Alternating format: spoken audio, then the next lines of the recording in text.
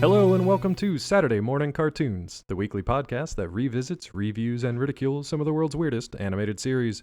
Coming to you from the city. I'll be your host, Dave Trumbore.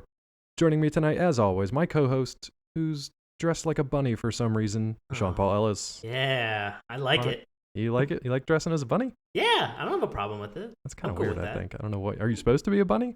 No. Oh, Not at you look all. like a. Has anyone told you look like a bunny though? Yes. I can fly though. You can. Hold on, what? Yeah, you heard me. Okay. Well, you'll have to explain that at I some will. point in this show. Well, I should also explain that we are joined by a very special guest this week. And we have, to my left, we have Jason Schlafstein. He is the producer and artistic director from Flying V Theater Company that's based in Washington, D.C. Welcome, Jason. How are you doing? I'm doing good. Thank you so much for having me. I appreciate it. Hey, thanks for joining us. And I believe, correct me if I'm wrong, but I believe that this particular show we will be talking about tonight was your suggestion. Is that correct? It was. I gave a couple names of some shows that are some classics from my childhood, and The Tick is the one that won, as well he should, because he's big, blue, and a bruiser, and he mowed down the competition. It's fantastic. Yeah, I've been looking forward to this one for a while, just to revisit it. You know, not necessarily just to kind of dig into it. Honestly, I just wanted to watch this one again and have an excuse to watch it, like I do with all these cartoons. So yeah, The Tick is what we'll be talking about tonight. So I'm assuming you guys did not watch the one with Patrick Warburton, because that is not a cartoon. I did No. not. I have to be honest. I've actually never seen the live-action Tick, so it's one that's of those things interesting. that I might have to go back and do now that my tickness has been whetted once again. Now that you've been bitten Once by the you've tick. supped. Yes. Right, yeah, after the Lyme disease has been cured, I can go and check out the live-action version. Yeah, get that taken care of first. Maybe when you're on the mend, check out the live action Tick. I do have to say really quickly, though, Yeah. that, like, while Sean would look great as a bunny, I think he looks better as a moth. Thank Oh, you. is that what you're going for? Yes. Yeah. Oh, you know what? He just extended his wings from a little backpack. It makes a lot more sense now. He's also flying around the light, so we're going to need to turn that off and get him back Somebody, down here real quick. please, I can't stop. It's a little stop. dangerous in the studio right It's got a little Jeff Goldblum.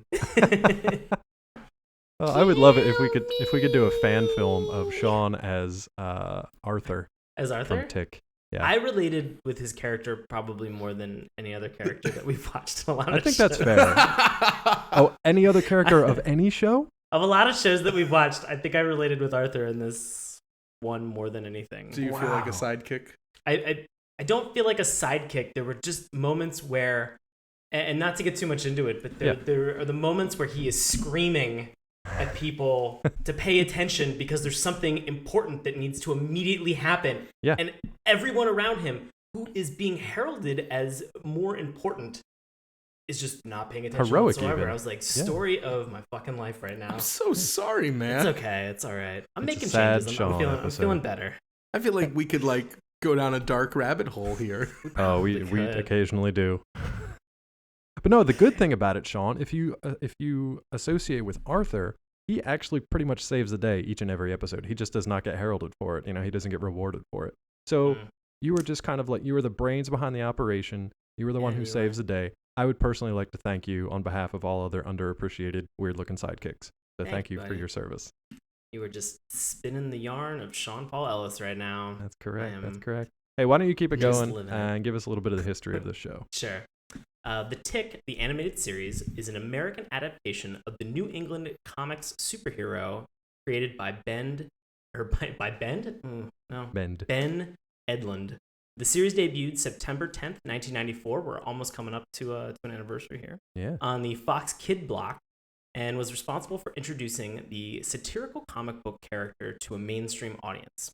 Lasted 3 seasons with the final episode that aired on November 24th, 1996, and a live-action series was created in 2001.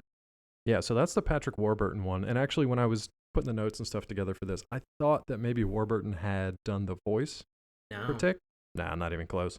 We can get into the voice cast in a little bit because it's pretty epic. There are some definite pros and some veterans of there.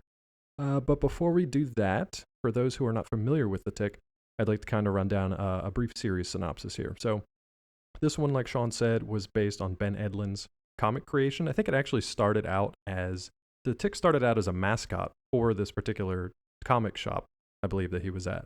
And then it just kind of spiraled off into this crazy creation that he became over the years. So in the animated series, since it's meant for kids, rather than being an asylum escapee, as portrayed in the Tick comic book, the animated version had the Tick crashing a superhero convention in order to win the heralded protectorship of the city. So to walk you through kind of a typical episodic plot, basically the Tick would battle a villain. We can get into the villains too in a little bit because they're pretty ridiculous. He'd be fighting a villain until Arthur figured out a solution and ended up saving the day. The Tick then basically goes on this kind of monologue where he just declares some sort of absurd moral associated with the conflict that they've had in the episode, and then the story would come to a close. So it's kind of like the Tick just kind of battles stuff around, Arthur figures it out and saves the day, and then the Tick just goes on this monologue to close everything out. Like we said, the series was aimed at children, but because of the absurdist and the parody and satire nature of it, it actually found almost like a cult status with an older audience as well, which is why I think we remember it fondly now, because we could appreciate it when we were kids for the kind of zany humor and action that comes with it, but we can appreciate it more now. I feel like we can probably understand that satire a little bit better.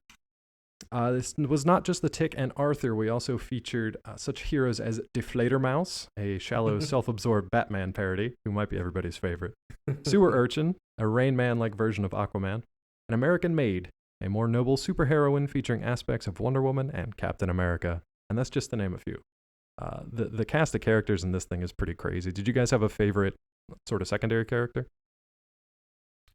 Jason, did you have any favorites? Either villain or hero? So I rewatched the first episode too, just to get myself some background on it. Yeah. And I actually had forgotten that Big Shot, who in the episode that we watched is in his civilian clothes and has gone through therapy and is trying to like get them together, also makes an appearance in the pilot as a straight up Punisher mockery who shoots up street signs into skulls and then eventually can't shoot up the villain at the end of that episode and goes into a total breakdown about why his mother didn't love him. So that moment in that episode is a direct continuation of his plot. So fantastic. Yeah, so there's I think Big Shot's that kind of See, that's one cool thing about the show is that it kind of connects over those, because this is what we're going to talk about tonight is episode 7. We'll get into that in a little bit. So it's cool that they kind of reach back to the pilot or to the first episode of the series and pull that back in. But yeah, Sean, you had a favorite? No, I thought Big Shot was hilarious too. I loved his interjection between everybody in episode 7 of trying to be somebody who mitigated or who introduced conflict resolution in a superhero club and was like, look, guys, we really need to kind of come together. We need to just put everything aside.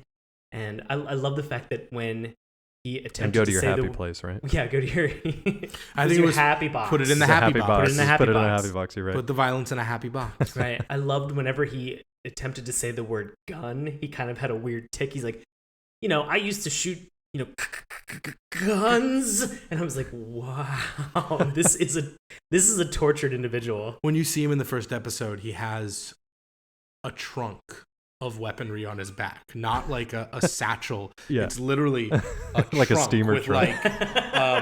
like fireworks sticking out of it, and that's amazing. It's his version of a quiver, but it's just filled with various kinds of automatic and semi-automatic artillery. And oh my God. He's a perfect American hero. He's not the hero the city wants, but he is the hero the city can afford right now. Reluctantly accept. Yeah, exactly. So you guys both had Big Shot. Big Shot's your favorite kind of secondary character. I liked Big Shot a lot. I for some of these characters, Deflatormouse, when he jumped in, I was like, okay, this is kind of a fun Batman parody, but I don't, there wasn't anything that stuck. I mean, I enjoyed the Tick, right? Yeah, but I mean the Tick, not the actual, not Tick. The other Tick, the other Tick, Barry. Yeah, Barry. Barry. So I thought Barry's version was kind of hilarious and was terrible meaning and had no idea what he was really doing, but it was fun to kind of see that interaction. I also love Fish Boy. You love Fish Boy? With his water wings. Yeah. The lost Atlantean prince, yeah. Prince. And of course, the evil midnight bomber, What Bombs at Midnight. Yes, fantastic. I just want to say, every time you mention him in this episode, myself included, we have to give him his full name. Yes. Has to be the full Fair. name. And I'm probably going to break my own rule that I just made, but I call me on it because I need to say his full name. Oh, wait, what character specifically? The evil midnight bomber, what bombs at midnight? That one. All right. Yeah. Cool. So were you trying to catch me already? Yeah, that was like 99%. Yeah. Wait, did I miss something? Yeah, I think you screwed up a preposition.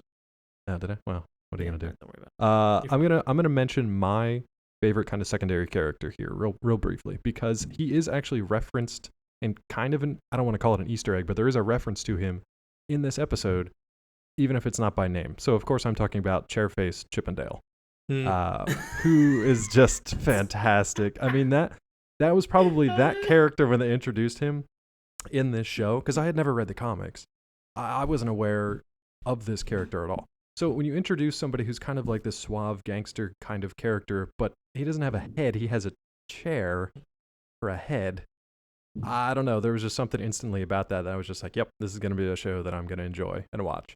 And I bring this up because there's an episode where he basically uses a laser, like a James Bond villain laser, to try to carve his name into the moon, and he gets stopped about 2.5, 3 letters into it. But because of the continuity of the show, you still see CHA just carved into the moon in pretty much every episode afterwards. So there's a moment at the end of it where you see that, and it just made me laugh because I remember watching that episode, remember watching Chairface try to carve his name into the moon. So Oh my god. When you think about it, really, The Tick is the predecessor to Arrested Development. You know, I got a couple of those vibes. Yeah. There was a lot of that, yeah. What was the Ben Stiller movie where he Mystery Men? Mystery Man, thank you. Oh, yeah. It I was felt that. I But there got was like a sewer urchin kind of guy, wasn't there? Yeah. Something similar. In Mystery Men? I thought, no? I don't remember. Yeah, I just remember I don't know. I just rember William H. Macy was in that movie. Yes, exactly. I'm like, oh, this is another William H. Macy jaunt. I'm going to see this.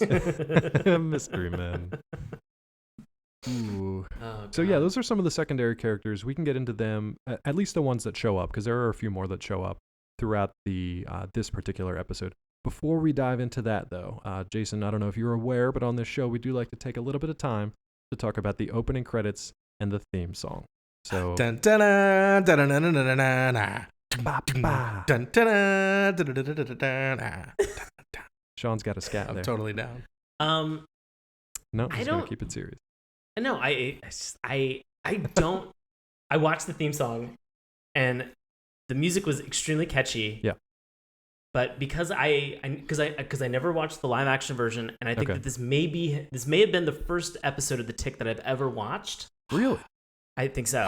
Yeah, I did not know that. I didn't. Well, know that I at was all. telling. I'm so happy to be a part of this moment for Thank This you. is great. So I was telling Jason a little bit earlier that I had a friend that was in high school who always told me, he's like, you really got to check out The Tick. You really got to check out The Tick. You really like The Tick. And I just never watched it. And then when the live action came out, he was like, you really got to watch The Tick. You're going to love this show. And it's just something that just flew past me. And I never reached out to grab it. And now. Do you think that was intentional? Do you think it was one of those things where somebody was pushing you in a direction so you kind of like. Yeah, so you do the resisted opposite. it? Yeah. Because I know that like for years I refused to watch Buffy because I had a friend who was so obsessed with Sarah Michelle Gellar that his answering machine was him singing, "Hi, I'm not home. Oh no. Leave a message." Oh my God. Yeah, at the tone. Oh, He got no. a Buffy tattoo. He had 1,500 pictures of her all over his wall. He had a life-size cardboard cutout of her in his room. And when he'd give you the tour at the end, he'd hand you a Buffy Chupa Chup lollipop. So for reasons that I feel are fair, I avoided the show that's kind of like the plague until one day I watched it and went, oh, this is great. This is Joss Whedon. I love this stuff. So like, did someone scare you away from the Did Tick? someone ruin this for you? And his name was Zach Schwartz, and I think that Zach just was very insistent that I watch the show, and I don't know if it was just a timing thing, or I don't know if it was I just really wasn't paying attention. Yeah. Because I was watching Fox Kids during this time that the show was on the air. I was watching a lot of cartoons that were on during that time. So did you just avoid the Tick? I don't. Was it one of those? It might have been one of those where you skipped over to a different channel or something, It may have been. or made a if you, like, sandwich or got a watched- second bowl of cereal. I don't know.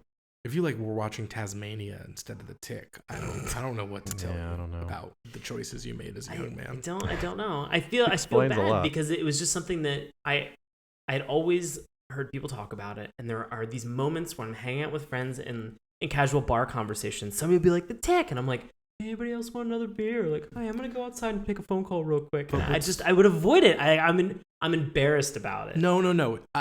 I have a strong philosophy. There's two ways to handle a situation like this.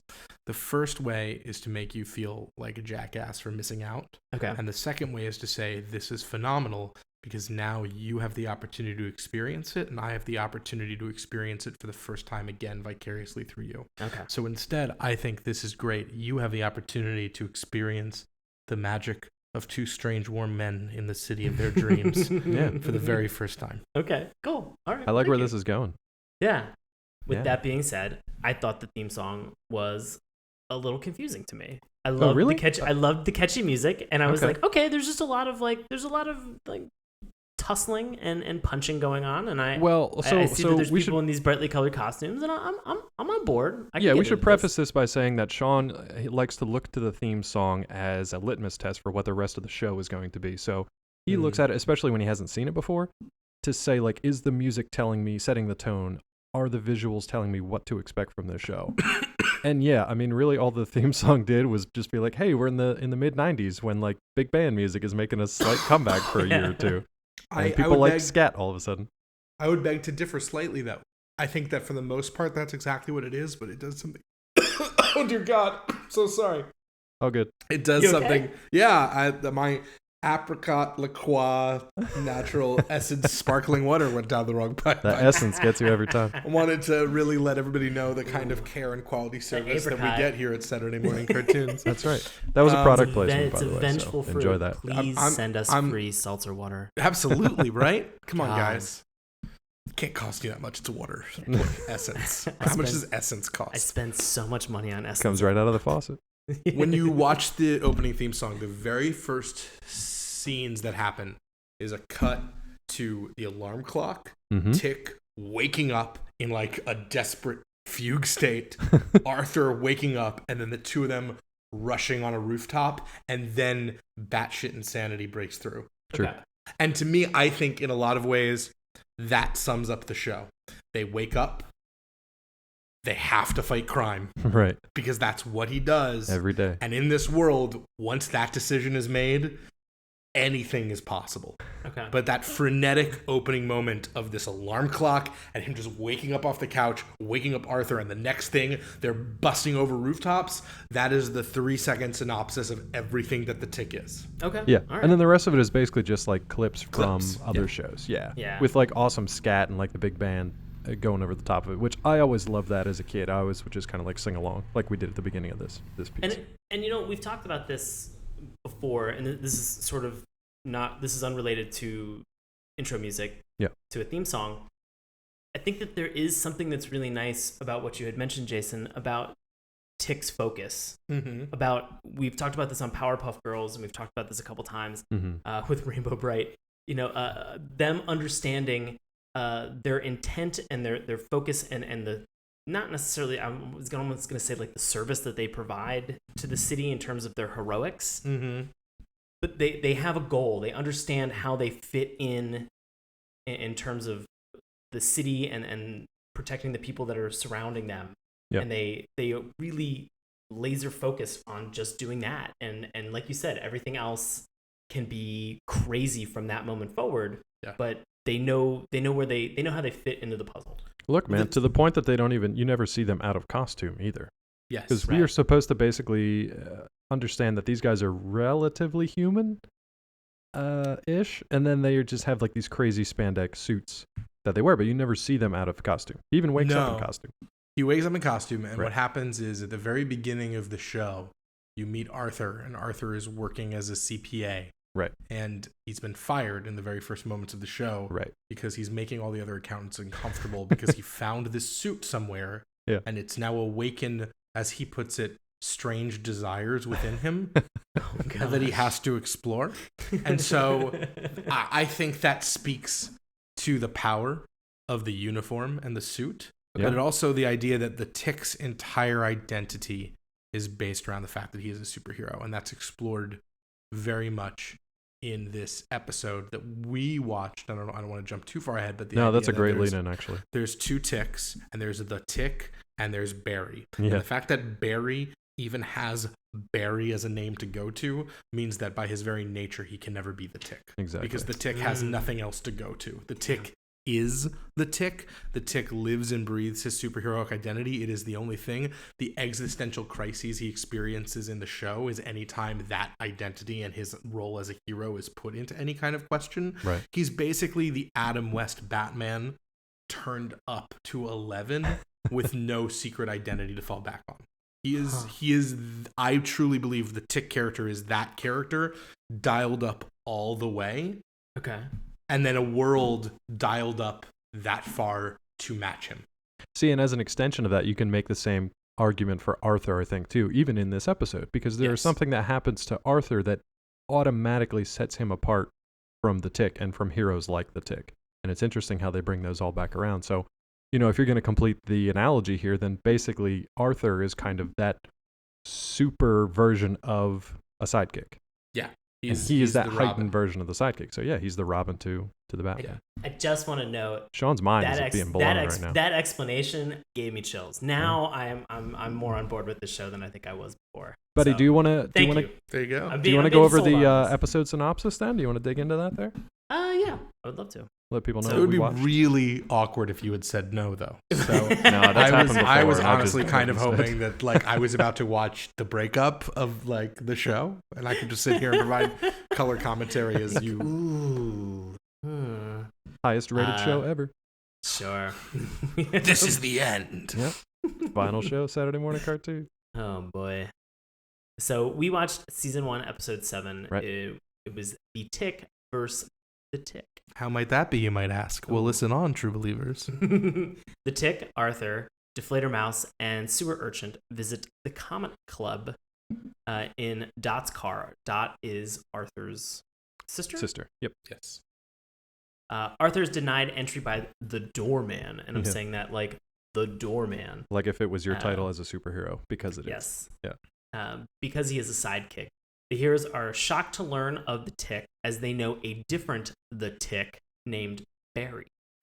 As those two fight, the evil Midnight Bomber, what bombs at midnight, is seeding the Comic Club with bombs, which no superhero seems to notice. And I know I kind of talked about sort of that plot point earlier, so it's... And you were right, you did... I thought it was the evil Midnight Bomber that bombs at midnight. No, because that's not nearly as funny. What bombs at midnight. That's not nearly as funny. I screwed that up. Just realizing, because I don't think we've ever done it. So for anybody who's listening who hasn't seen the show at all, here's a couple brief descriptions. Yeah. The Tick is an 8-foot tall, full body blue suit with antenna, effectively like a Hulk Hogan style wrestler body, but even amped up more, probably 8 feet tall. The strongest chin you've ever seen. With 3 Jay Leno chins. It's like John Cena if he was crazy and in a blue suit. And had Arthur is his nominal sidekick / partner / friend / the guy whose house he's crashing at. Right. Yeah. Who's constantly driver. wearing a moth suit, but is very tentative. I think that's what's important to note, that relationship is basically for Arthur a mentor relationship, because he's very trepidatious about the life of superheroing and adventurism. Right. And Arthur provides the common sense counterpoint to the Tick's eternal, I don't even want to say, not even just naive optimism, but sort of wholehearted belief in the two-fisted sandwich of justice. I like it. That sounds like a line straight out of the Tick. I think I stole it. It's fine, because that's what he does. I mean, he gets so amped up by his own heroism that he does go off on these kind of monologues, and they are kind of pulled from and satirized of the ones from the comics when they go into these monologues, but to the point where they're just completely ridiculous. He makes these ridiculous metaphors that are laughable, but to him, it's like the most serious thing in the world. And it's just, those are some amazing moments, because they just take like a couple minutes out of the action sequences to show the Tick just having this monologue while stuff's blowing up all around him or Arthur's getting beat to a pulp. And it's amazing. I love when they do that. But this one, I was surprised by this one because it's not set up initially to be the Tick versus a bad guy. It's set up as it's 4 superheroes going out for a night on the town. They're going to a superhero club. Well, three superheroes, one sidekick. Oh, poor Arthur, the driver. I love that sewer urchin is a superhero and Arthur's not. I know. That's always bothered me.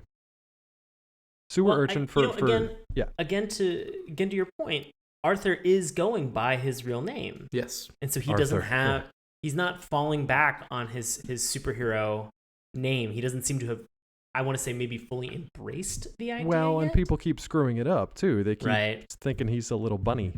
Right. Like we did with Sean at the beginning of the show, because he's got this little silver gray costume with a little backpack on, but then these 2 kind of like antennae that stick up from his head, but they look like bunny ears. Right. Everybody thinks he's a cute little bunny. But he's a moth for some reason. Yeah. Arthur wants to be a sidekick. He wants to be treated with more respect in some respects, and clearly is suffering, but he is not ready to be the guy yet. He's not. Like, he looks up to the Tick, and that's what's... Well, I think that's laid out in the very, very beginning of this episode. So you guys remember kind of the cold open? I think it's even before the theme song. Yes. Yeah. So, Jason, do you want to set it up for us? Well, I had forgotten that every episode starts with the 2 of them in the middle of this studio interview, and it made me want to go back and see whether or not that's a payoff thing that happens at some point. But the beginning is them being interviewed by an interviewer in a studio. I can't remember the specific nature of this one, though, so take it away. Oh, it was more inquisitive about necessarily why he's a superhero and what makes him a superhero. Yeah, what are his powers, basically. The interview, exactly. And so the interviewer gets very detailed in terms of what can you do as a superhero. Yeah. And he's unable to provide an answer. Well, he basically, the off-screen interviewer goes through just this laundry list of superhero powers. So compares them a lot to Superman, like can you do you have eye lasers? Can you see through solid steel? All this kind of stuff. And at one point they ask him, they're like, well, can you destroy the earth? And his response is, egad, I hope not. That's where I keep all my stuff. So it's that kind of, he's always got that heroic response, even if it's just so dumb and just so kind of like sweet and innocent and naive. And then Arthur chimes in and he's like, well, I can fly. So that's kind of like his contribution to things. Like he's like, well, the Tick doesn't really have these superpowers either, but I can kind of fly. That sums up Arthur to me in just a nutshell, in like one brief little sentence. He's not ready to be the hero. He's not cut out to be the hero, but he actually is kind of heroic in each and every episode in his own way. Absolutely. Yeah. And so you said every episode starts with that type of a cold open? Yeah, I believe think it's like their so. framing story. Yeah. Okay. For the whole thing. They're just kind of sitting there and they answer a different question that may or may not kind of set up the rest of the episode. Yeah. Okay. But I have no recollection of how it pays off. Right. I don't either. This brought a lot of memories back. I was surprised that the Tick did not issue his war cry in this particular episode. Yeah, man, me too. But there it is. Do you want to give a rendition of that for the folks out there? I don't want to. All right, 1 second. I mean, you can just do it organically. I don't want to force it. Yeah, let's. I'm not. You want to see when it comes up? Yeah, when it comes up, I started to move my chair back. I don't want to like. You know, blow the speakers I don't want to like out. peek the mic. There's a lot of preparation that just got here. It's an important thing, a war cry. It is. I mean, it's one of those things where it's okay that it wasn't in this episode because it didn't have a place. But I mean, come on, just to segue for just half a second, the fact that they never said Avengers Assemble in either of those 2 friggin' movies, right? Yeah. Right? Like, I spent a whole 2 movies waiting to yell Avengers Assemble, right? And they got as close as saying half of it at the end of the last one. Yeah. That's just Joss. They were like, Avengers Gather. Yeah, Joss is literally just trolling me, like me personally. No, they I don't know are. who he cares else about, but like I know that he is like that. Schlafstein. He just got it out for you. He's just waiting. This is for not seeing Buffy until you were like 25. Yeah, man. He got you. He did. He got you. Yeah, but I thought he got me with like Angel season 4. Ooh. Oh, dropping some bombs. I haven't seen Angel. I'll be honest. I haven't actually watched Buffy either. There's so much to share with you. I know. You guys are having a moment there tonight. If it helps, would you like? Last year, I finally watched The Wire. I'm still working my way through it, so it's the best show on television. it's fantastic. The Tick is kind of like The Wire. I thought it was wonderful. I don't even know if it's my favorite. I truly believe it's the best show on television of all It's time. very good. Really? Yeah, I really do. Okay. I wish The Tick would have done a Wire episode somehow, even if it was 10 years before. Given the nature of time and the universe, that would be time difficult, is a flat circle. So at some A point, flat circle. time is a flat circle. True detective here. Come on, buddy. Jason's got it. Oh man, Sean, do you want to be my Arthur? We're bringing Sean into so I think I'm gonna be. today. I think, guys, I can fly now. I'll be your deflator mouse. I'm on board. Okay. So, what did you guys think about the episode? Sean, go ahead. I'll give this one over to you because this is your first time watching this one. I do remember this from when I was a kid. As I mentioned, there were a lot of moments where I looked at Arthur and I was just like, God, I could totally empathize with his situation. From immediately after the theme song with him sitting in traffic and everybody's in the car just kind of like screaming and yelling at him. Yeah. Every time I'm in the car with my dad and we come to a stop, he looks both left and right and he just goes, "You're clear on left and you're clear on right." He'll just go clear. I'm like, Dad, I'm actually driving. I'm totally able to do this myself. And I've had conversations with him where I'm just like, you can really knock it off. And we'll still get to the next stop and be like, clear. Shut the fuck up. But it's fine because, who hasn't been, I think my mom was rightfully so very worried when I started driving about being in cars with friends and having them be loud and obnoxious and wanting to listen to like loud music. So she actually would not allow me to have any tapes or CDs in the car. And she would check my car to make sure that I had nothing that was in there. See, my parents took a different tack. They just made sure I had no friends. So it was fine. Oh. It all worked out. I'm still here today. Got real. We're your friends, Dave. So they lost. I've met you today. Oh, hey, buddy, let's go for a ride. We doing a car trip? Yeah, we'll do a car trip. Let's go to a club. We should go to a nothing superhero bad could club. happen. So they're on the way to the comic club, and they are getting ready to get onto a highway. And so Deflator Mouse, and was it Sea urchin?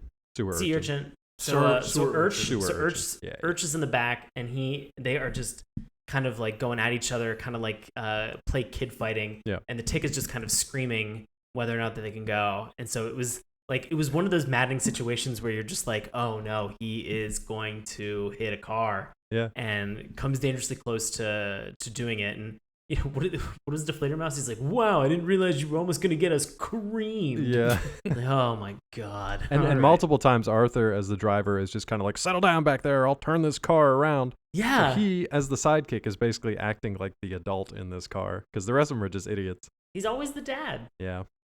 He's the responsible one. He's the one that pays attention when people are like planning bombs in a club. Right. So we have this whole thing of them, kind of moving in the direction of the comic club, and they kind of set up the idea of the club and everything that's going on, and then all of a sudden it kind of zooms back to this car that is driving behind them, that is being driven by the evil bomber what bombs at midnight.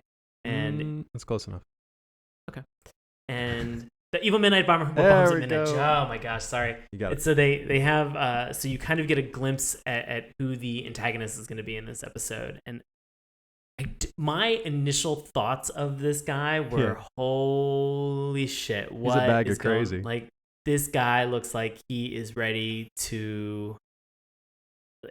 My first initial thought was, is he actually going to cause harm or damage to other people, or is he just going to harm or damage himself? Yeah, he just looks like a crazy person. You don't know anything about his bombs at the beginning. You don't know his name. And he's sort of dressed like a cockroach. Yeah, like another kind of bug. I love him so much. He's much. kind of got like little antennas coming up, and he consistently is like spouting off like crazy rhetoric, like left and right. He's the super villain equivalent of that Muppet that blows things up. Oh, Crazy Harry with the dynamite. Yeah. Oh God. That's who he is. But that's who he is. That's who this guy is. I think his name is Crazy Harry. And Crazy Harry. And he's the supervillain equivalent of Crazy Harry. And I love him. So it's great the way just the editing in this show is different from anything we've seen in cartoons before, because it focuses on our heroes who eventually gets split up. It doesn't take them too long to get split up. Right. And then it keeps cutting back to this crazy guy as he gets closer and closer to the club. And then when they are actually in the same building together, they still kind of like cut back and forth because there's basically a wall in between the two. The heroes do not pay any attention to this guy until Arthur calls attention to it. But we're getting a little ahead of ourselves. So. Well, I will say the whole thing for the Midnight Bomber, What Bombs at Midnight. Right. That transition that they have from the ticks or from Arthur's car, Dot's car, back to the evil Midnight Bomber, What Bombs at Midnight. Whenever they go back to his vehicle, a lot of these cartoons that we've watched have had like really, really hard transitions. They've had like very like tight cuts going from one scene to another where, you know, a lot of that movement or motion is sort of lost. And I thought this was nice because there was a nice kinetic feel in that transition. There's motion, there's energy, there's franticness that's going on, and then you're introduced. And so that felt more interesting than say some of the other comics or other cartoons that we've watched, which they just like they're in a plane and then cut, they're in a lab and then cut, they're on a beach, and you're like, how the fuck are these guys traveling so fast? Just like instantaneous. Well, Ben Edlund, the creator of The Tick, was actually very involved in the show. Okay. And apparently, the show, the first season was almost like a year late because he was so driven with every aspect of the production because he wanted to make sure that it would hold up. And that it would be. One of the quote that I read from him was something along the lines that he saw the first set of layouts that people had did and was like, this show will die. And so he just moved really hard. And he said that he still doesn't think it looks good now, but at least it looks like bad 70s animation instead of bad 90s animation, which gives it a unique and different look and feel. And I think that this show, I hadn't watched this show for years and years and years before earlier today, refreshing for this. I actually picked the episode that we watched because I own one of the Tick's graphic novels, and this is the episode that's based on the graphic novel that I own. Cool. Nice. So it was like fun for me to see what was still there and what wasn't there and what changed for the TV show and stuff like that. But it holds up, to me at least, it really holds up in a way that some other shows from that same period of time that I love or loved, like watching the X-Men again. And it's just... It's hard. It's brutal. And it's brutal not just because it's a difficult show to watch. It's brutal because I was so shaped by that show to the extent that I have clear memories of running around my hallway in 3rd grade pretending I was Wolverine, just like slashing at like imaginary people. I didn't have a lot of friends. I think those two things need to go hand in hand. Guys, this is becoming a friendship episode. We're all friends now. Right. So we're all friends in the car together. But I watched The Tick today, and I wanted to watch more episodes, and I just laughed. I thought it was so funny. What I think is great is that, like, I liked it as a kid, but for very childish kind of kid-centric reasons. So it was very colorful. It was over the top. There was a guy with a chair for a head. You know, all kinds of stuff like that. That was just very comic booky, very associated with kids. And now we can kind of come back and we can appreciate it from an adult level, a higher level of kind of this perception and perspective where we can talk about the satire based on all the different comic books. We can talk about the existential nature of the different characters, especially between Arthur and the Tick. Now, I think this is a good point to talk about in the show where these two get separated. So sure. So they're heading into the club, and Deflator Mouse, Urchin, and the Tick have begun to walk in, and then the doorman, who basically, by the way, did anyone else watch that episode and be like, why is M. Bison like... Yeah, that's exactly what he looked like. That's exactly working what as a doorman? Because that was... I don't know what he was doing before he decided to do whatever happened in Street Fighter. Yeah, like he... It's clearly like moonlighting as doorman. Exactly. Yeah. He trains at day and then he's a doorman at night. Yeah. So M. Bison is checking IDs at the door. Hey, he's a bouncer. So they're going through. So they begin to walk in, and Arthur gets flagged from the doorman's special powers to decipher and determine who's a sidekick. Right. And so that's when he bounces him back to the sidekick lounge. And he also says briefly, he was like, oh, the Tick, huh? He's like, oh, that's going to be interesting. So you get kind of this hint that something big is going to go down with the Tick in this bar. But you don't know what yet. That flew right over my head. Well, I mean, it's supposed to, I think, because it's such a brief mention. He's just kind of like, he awkwardly says like, oh, the Tick. Okay. And that's it. Yeah. So the Sidekick Lounge, I don't even know how to describe it. It's a shack, in the back of an alley. It's Jason hit it on the head. It's just a shack in the back, like in the back part. A hand-drawn sign that says Sidekick Lounge. Yeah. And do you remember what's on the actual sign? I don't. Oh, there's like a fat child in a superhero suit being kicked in the ass. Yep. That's the Sidekick Lounge. That's the Sidekick Lounge. I love the folks who are actually in the Sidekick Lounge because it's the strangest combination of people you've seen. I mean, the ones in the superhero bar are weird, but in a superhero way. The ones in the Sidekick Lounge are very different. Right. I mean, inside this lounge, we had what kind of ripoffs or what kind of parodies? Well, there was a super dog parody. There was a talking dog. Talking dog wolf. There was a talking gorilla. Talking like orangutan for whatever. And there was reason. like a super disaffected parody of the Teen Titans who was just like reading a newspaper and smoking. Yeah, just in the corner. I don't think he ever spoke. Yeah. At the very end, he says, "I quit." Oh, that's right. He's well, we'll talk about what happens to him, but yeah, he just quit. So meanwhile, let's contrast that with the comic club. So what's this bar like? Comic club is jumping. It's jumping everywhere I've ever wanted to be. Yeah. I loved the fact that it had onomatopoeia on the wall of like bang and pop and like ouch hit. Yeah. And so I just thought those things were just kind of super fun. A lot of like bright disco lights. One thing to think about also in the world of the show is they make clear to mention that this is a place that superheroes are welcome and that is something that is not often the case. Right. So there's something to be gathered about this world, that the superhero phenomena is clearly fully integrated into the world and also probably considered somewhat of a nuisance. Yeah, I could imagine. Because, I mean, they probably start brawls pretty much left and right, so your insurance has to go through the roof. So this place is probably one of the only ones that allows them to hang out. Because not to get too geeky, but this is the same generation that eventually produced comic books like Kingdom Come, which was another... do you guys know that book? No. So Kingdom Come... I'm a huge comic book guy. So let's get into this.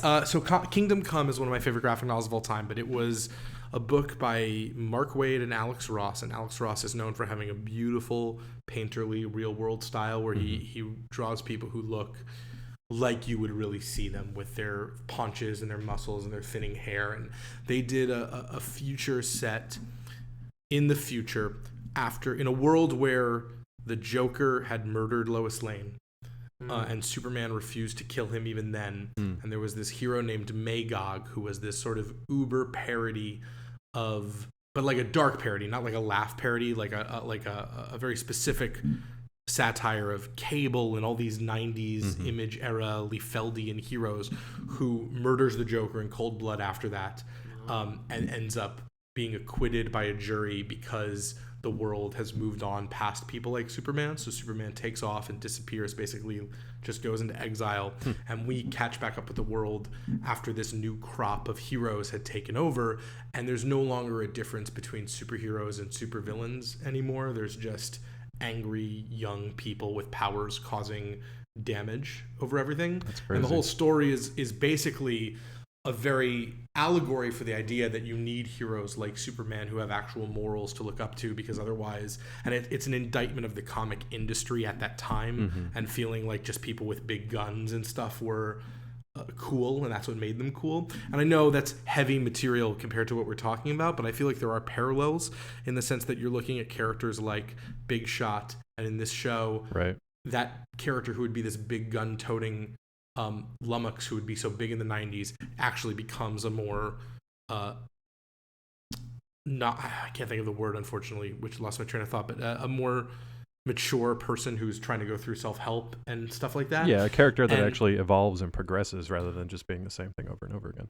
But like, there's something about that idea of a world where superheroes are so common that they would be considered more of a nuisance than a hero thing that ties that into this very specific 90s era of commentary. And I think that Barry is a major commentary on that too, and that's the compare contrast, the difference between a guy who has a name and has a shield and has powers but has no motivation other than to be a big angry dude who fights, and the Tick, who for all his inherent goofiness is genuinely all about being good. And I think the most profound moment of the episode is when he says, we're superheroes, we only fight supervillains. And then he gets knocked in the head, and he looks at him and goes, we could turn you into a supervillain if you want. Like, he doesn't want to fight this guy unless he is actually evil, even if he's beating the crap out of him, because the Tick believes in the difference between right and wrong. And it's why... Two-fisted sandwich of justice. Absolutely. And it's why, for however goofy he is, and for however ridiculous or honestly even stupid, he's never wrong. And it's why he wins, because he does have morality, he does believe in things, and in contrast to someone with his same name and who could be considered cooler in that sort of 90s hardcore aesthetic that was big at that time, they distinctly show that he is going to win despite that. So, this is interesting because we actually have a few little conflicts that are going on. So the Tick is, at this point, he's met some other superheroes in this club, and they've all... they've introduced themselves to him, and they're like, oh, wait, the Tick? Oh, man, I hope Barry doesn't show up tonight. At this point, this is when you realize that this guy named Barry, who's basically like the son or the nephew of the club owner, Barry's coming in, and this is where we get Tick versus Tick, which Jason just, so eloquently talked about.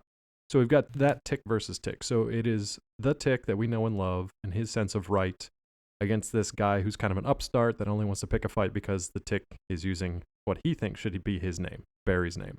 You've also got this... Sorry, and he's only allowed in the club because he's the owner's nephew or son or something like that. There's that's what I said. So they mentioned that he's like in. the son or the nephew, but he doesn't have any powers. He's just got this. He's basically shield. Scooter. Like, if you remember from the Muppet Show, how Scooter originally is only let on because of his... He's like evil asshole Scooter. Yep. I could see that. But it's basically a guy that like everybody knows. You know this character. He's he's and probably got a rich connected dad. Nobody seems to recall memories of him favorably.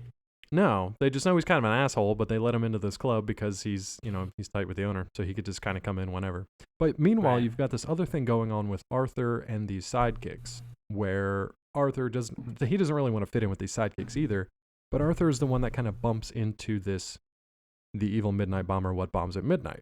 So that is kind of the real threat to this show. Barry is just kind of a nuisance and kind of an asshole and something that the Tick has to take care of, even if he doesn't really want to. He serves as the distraction. He's a distraction to at least the Tick, if not everybody else in the club. Yeah. Meanwhile, Arthur is dealing with the actual threat to everybody that lives that's hanging out there. So you've got two kind of different conflicts going on at the same time, which is pretty interesting. And I really I gravitate towards Arthur because I like to see him actually use his brains to try to get people to pay attention and use their powers when they are necessary, but also to pretty much save the day.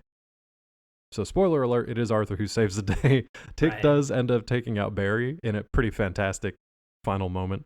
Do you guys remember that Barry's final words? Oh no. I just remember he's losing a teeth. It's basically, so Barry's got this supercharged up shield that it's like a kinetic generator, whatever, that gives him all this extra power, and he's pummeling the Tick, and the Tick is just kind of like taking it because, like Jason mentioned, he is not a supervillain yet, so he can't really wail on him. His head is sandwiched between a wall and the shield. And the Tick is making comments like, getting dizzy. Yeah, as the little like spirals are going around his eyes. Yeah. But at one point, he basically just like knocks Barry with an uppercut through the roof of this bar out into the parking lot, and Barry, he lands with his teeth knocked out, and he's like, "That's fine, I'll just be Barry." Like that's the end. That's it. That's the end of their entire conflict. But meanwhile, the evil midnight bomber, what bombs at midnight, has been running around this entire club just planting bombs all over every place. And the funniest thing is he's shouting about it while he's doing it, and he even goes so far as to put one right on the Tick's chest. And they still don't. And that was my favorite angle that was shot, where Arthur looks at the Tick and explains to him the situation, and it's this shot from like mid waist of the Tick up to his chin, so that you see the bomb in the forefront, like of the shot, and he just looks down at him and he's like, "What do the bombs look like?" Yeah, and you see they are bombs that are labeled BOMB. With two blinking red dots on it. He can't see past his chin, though. I don't blame him for that. Can't see past that chin. Yeah. I love this is a world where the evil midnight bomber, what bombs at midnight, is running around with a box that says bombs on it. Yeah. And gets called on it and by Arthur. Arthur asks him, what's that bag of bombs? And then he just like throws a smoke grenade and runs away. Yeah. One of my favorite shots, going back to the evil midnight bomber, is you were saying how like they can't see him. They actually do a shot where he's running through the bar and he's at the height of everyone's legs. Yeah. So he's literally too small for them to look down and see. There's also the moment where he's on a table and he's screaming his manifesto. And a guy is passed out on the table and he just goes, "Hey, listen to me," and just continues to ramble. So this struck out at me also because you guys were, I listened to your Spider-Man episode. Right. And I heard you guys talking about the censor issues that they dealt with in regards to the fact that like the gymnastics that those shows had to go through to not have any violence going on, and how this show was on the same network and was also a Saban show and what have you.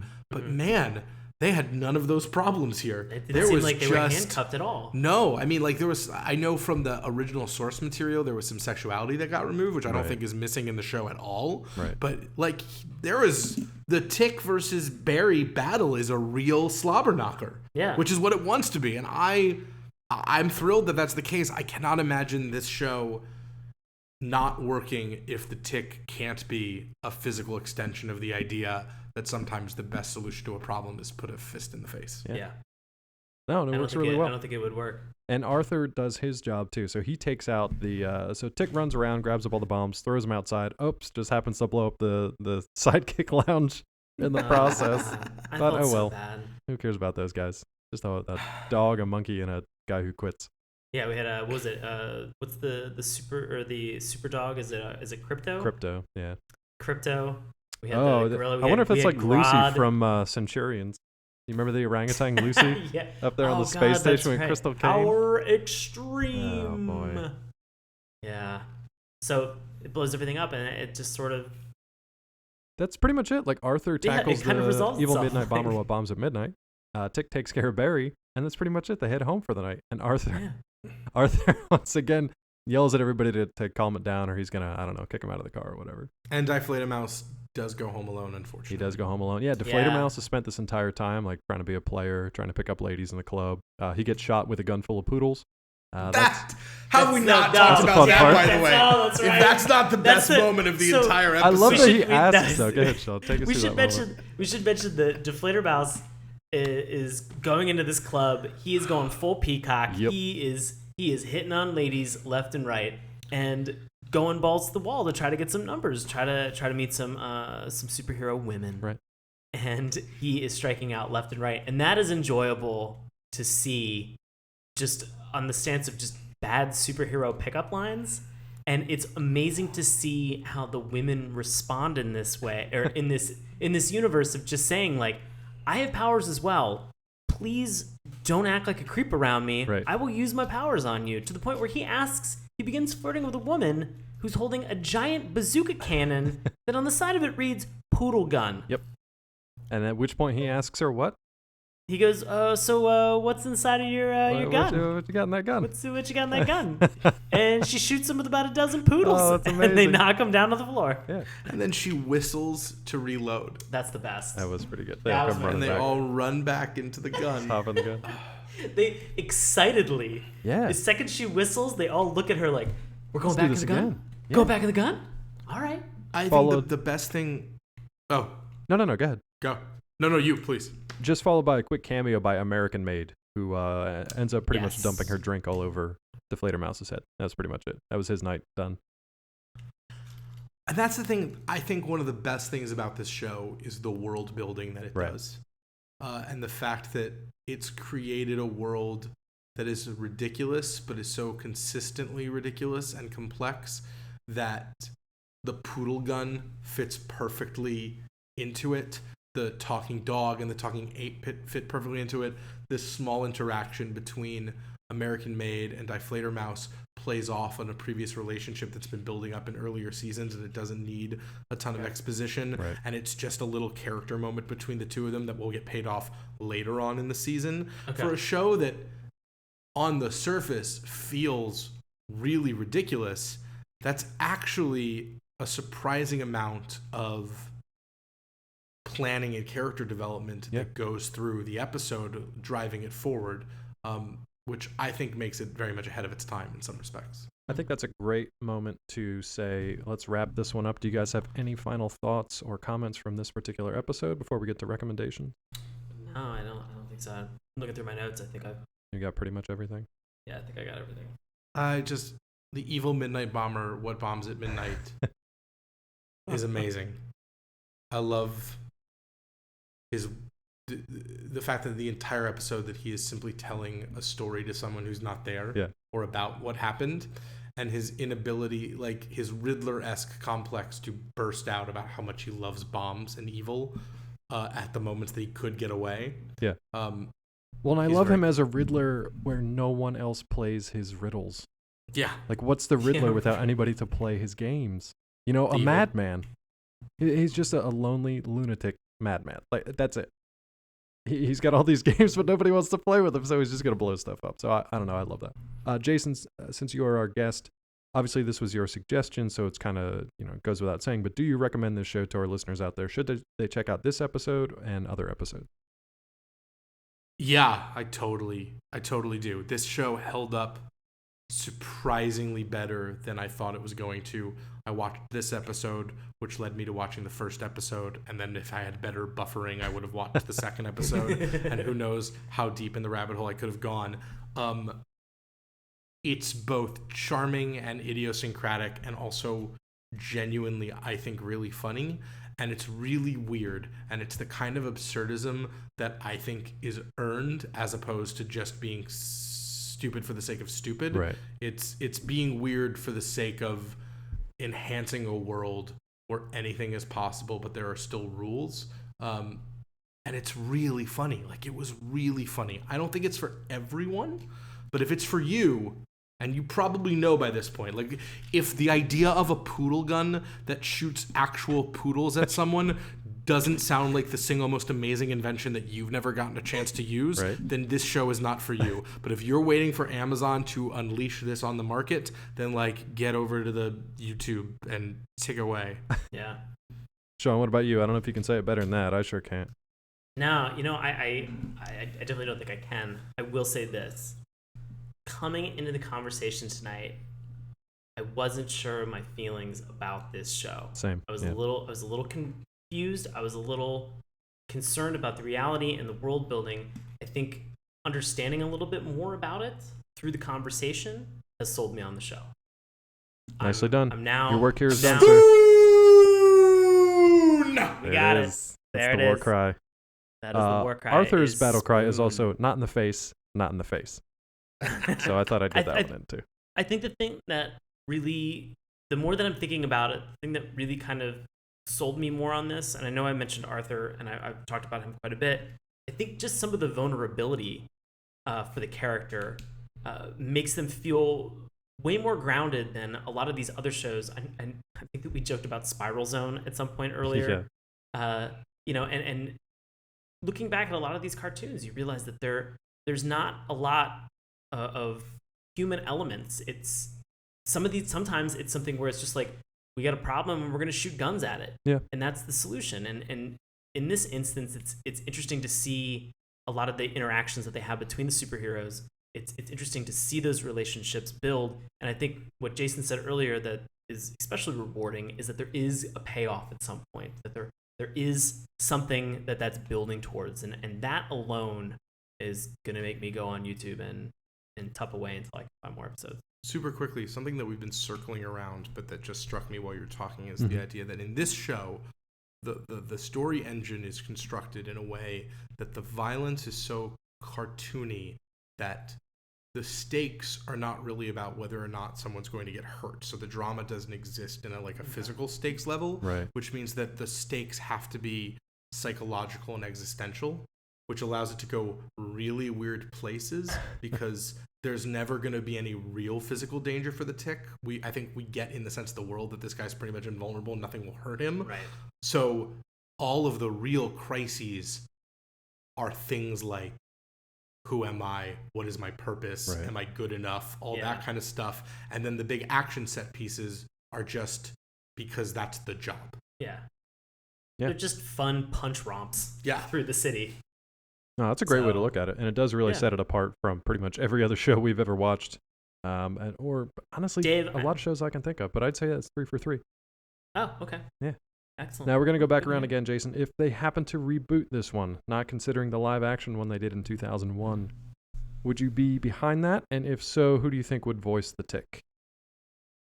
I've got one in mind. Oh, wow. Oh. Well, let's start with, should they even bother rebooting it, or do you think it's better well left alone? I think that there's more material to be mined from it. Okay. I think in particular, it's a different time. I think this show feels very 90s, not just in its animation style, but in its the fact that it's parodying that kind of excess of stuff. And now within Marvel Cinematic Universe being what it is, there's a very different kind of elements that it could play off of. So I think that, yes, theoretically it could be a really great reboot, and they probably would be making more light of the Marvel universe than the DC universe, which is what this seems to be more based around, given there's like a Batman parody and a Wonder Woman parody and a Aquaman parody and stuff like that. Right. Who would voice the Tick? Oh man, I might have to come back to me on that one. I'm embarrassed about who my first thought was. Who's your first thought? Alan Rickman. Alan Rickman is the Tick. I have no idea. The Rick. I love it. I was looking for a very distinguished voice.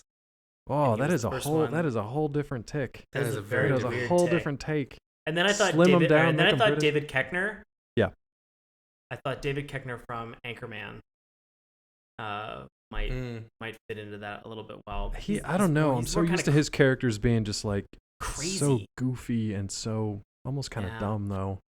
But his characters, not him. But yeah, I would consider a reboot for this. I think enough time has passed since the 90s, and we've gotten only more satirical in our nature and more hypercritical. And there are some cartoons that sort of address some of this now that I've been watching lately. If anybody's been watching Rick and Morty, if anybody's been watching BoJack Horseman, that sort of satirical spoof on things that are going, especially BoJack Horseman, satirical spoof on looking at a comic, or not a comic book, but a live action television star from the 90s, and sort of how he deals with his fallout from fame. And so there's a lot of lampooning that exists in that universe, and it's interesting to kind of see some of the parallels that we've had in the discussion tonight. So I'd be interested in seeing a reboot. See, I'd love to see it with what Jason said. So kind of a take on the modern state of the comics industry as we know them today, which is more based in other media than actual comic books, which I find interesting. I think John DiMaggio would be an amazing Tick. I think he could do really, really well. Yeah. I mean, his stuff on Thrilling Adventure Hour as Captain Laserbeam cracks me up. I feel like if he toned that back just a little bit for the Tick, he'd be really good. But then you could get other people who have done, just numerous voice roles. Get Nathan Fillion in there every once in a while to be some sort of secondary hero character, or let him play the villain or something. But I feel like there's a really ripe voice cast out there somewhere, and there's plenty of storylines to talk about with the current state of like Marvel and DC comics. I think you could really take pot shots at both. You just have to see if Edlund is interested in doing that, or if he has the opportunity to even bring that back up. But I don't know. I think it'd be fun. If you guys are interested in seeing other kind of takes on Marvel heroes or just heroes in general, check out the Shelf Life series. It's a web series done by voice actors Tara Platt and Yuri Lowenthal, with D. Bradley Baker as well. So pretty well-known voice actors. They do a live-action show called Shelf Life, the series. It's definitely R-rated. It's for mature audiences only, and they basically play action figures on a shelf in a kid's room, and it's pretty fantastic. So there's that. I think that pretty much wraps our show. So Jason, thank you very much again for not only suggesting this, but joining us on the show to talk about it. Now is the time of the show where you get to tell the listeners what you are up to and where they can come check out your work. Awesome. Well, I am the producing artistic director of Flying V. If you are in the Washington, D.C., Maryland, or Virginia area, we are your outstanding emerging theater company of 2015. We won that award this year, and we're very proud of it. Congrats. We are also your indie theater. We focus on the intersection of high concept and intimate moments, and we focus on pop culture in our theater. And we have a world premiere coming up that opens on September 3rd and runs through September 20th at the Writers Center. And that is The Oregon Trail by Becca Brunstetter. And that is, in fact, based on the classic video game, The Oregon Trail. Takes a look at the life of a girl named Jane in the 90s who was playing the game Oregon Trail, and another girl named Jane who happens to live inside the video game, and how they're connected by a sort of ineffable, undefinable sadness that links them across generations in time and space. It features one of our core company members, Zachary Fernebach, as the voice of the Oregon Trail. And it is a world premiere as part of the Women's Voices Theater Festival, which is a festival currently going on for the next 2 months that will feature over 50 different world premieres by about 40-something different companies, all featuring female playwrights. Our website is flyingvtheater.com. That's Flying V Theater with an R-E. You can also check us out on Facebook, and tickets are available at flyingv.brownpapertickets.com. In the past, we've done shows like The Best of Craigslist, or we've done staged readings of Batman Year One and Batman The Long Halloween, or William Shakespeare's Star Wars. So I have to believe that if you are listening to this show, you're actually probably one of our fans, and you just might not know it. A big thing for our company is the idea that theater has become known as a genre and not a medium, and people tend to think of it as being just musicals or Shakespeare or a stuffy academic piece that you saw in high school, but it's not. There is awesome theater out there, and we like to think we're part of it. So please check out the Oregon Trail, running for 3 weeks starting on the 3rd. Again, flyingvtheater.com, and our tickets are only $15. Fantastic. And do you have any social media contact that you'd like to share with people? So we are at Flying V Theater on Twitter, Flying V Theater on Facebook. I don't think anyone but my friend David Pratt still lives in the boonies of AOL Instant Messenger, so we've abandoned that. There's videos and stuff, and our email is flyingvtheater@gmail.com, and we answer all emails. So there's a number of different ways and places for you to get involved. I would say the most exciting social media opportunity right now, really the one we pay the most attention to, is our Facebook page. Okay. We're currently in the process of doing a fundraiser/promotional campaign called Flying V Plays the Oregon Trail, where we have named 5 different people on our wagon. Only 3 are left. And every day there's an update from the trail, and there's sort of donation incentives, like we need a wagon today, all based around the game. Nice. And in addition, every day, if you donate, there's a different prize. So for example, today, if people donated, everyone who donated today is going to be a character in a live action sort of like toy theater video that's going to go up by one of our company members. So check that out. Very cool, man. We will have all those links up on our site when the show goes live, so you guys can definitely check that out there. There is a lot to see and a lot to pay attention to, so definitely come over and check that out. Sean, buddy, what do you have going on for the listeners out there? I'm definitely going to plug District Improv. District Improv does an annual festival in the DC area at the Source Theater on 14th between S&T. We are coming up on our 3rd annual District Improv Festival, and we have 30 wonderful improv troupes from across the country and one from Canada. And they are going to be descending into the DC area on September 9th through September 12th. Tickets are available at districtimprov.org.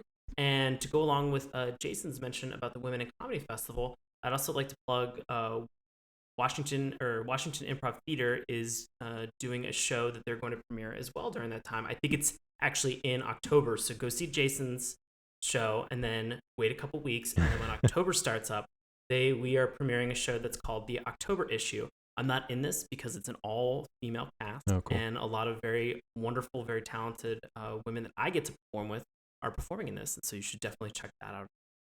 Very nice. And your social media contact info? You can find me on Instagram and Twitter at Sean Paul Ellis. Wonderful. I am still over at collider.com. No way. I sure am, buddy. You kidding me? Yeah. No, I'm not. All right. Fall TV season starting back up, so you can come and check out the recaps for The Flash, Arrow, and The Walking Dead. I'll be doing those over at collider.com. And in the coming week, I will be down here in Atlanta at DragonCon International. I will be doing some interviews and stuff with different TV stars from The Flash, Arrow, Legends of Tomorrow. So if you are interested in that, you can find me on Twitter at DrClawMD. If you're interested in finding out more about Saturday morning cartoons, you can head on over to our website, SaturdayMorningCartoons.com. Remember, that's morning with a U. You also check us out on Twitter at MorningTunes. You can follow along with Sean's handiwork on our Tumblr page at SaturdayMorningCartoons.tumblr.com. You can find us on Facebook. You can find us on YouTube. You can listen to us each and every week when we release the podcast through iTunes and Stitcher. And if you'd like to suggest a show or just let us know that you're listening or, anything else that strikes your fancy, send us an email, SaturdayMorningCartoons@gmail.com. I think that's pretty much it for tonight. Sean, do you have anything? I don't think it's. What do you got? We have one final thing that we want to wish to you over here. This is your almost birthday podcast spectacular. So we'd like to wish you a very happy birthday. Thank you very much. We know you are going to be traveling and having some fun this weekend. So we wish you the best of time and many happy returns, buddy. Birthday podcast. Thank you, guys. Happy birthday. Talking happy tick birthday, on man. birthday. It's good times. Can I get one more war cry from Jason before we head out for tonight? All right. Well, I got to do two then. I'm going to give the ticks and then I'm going to give mine. So first. Nice. Spoon! And be awesome. It's fantastic. This has been Saturday Morning Cartoons. Thanks for listening. We will see you next time.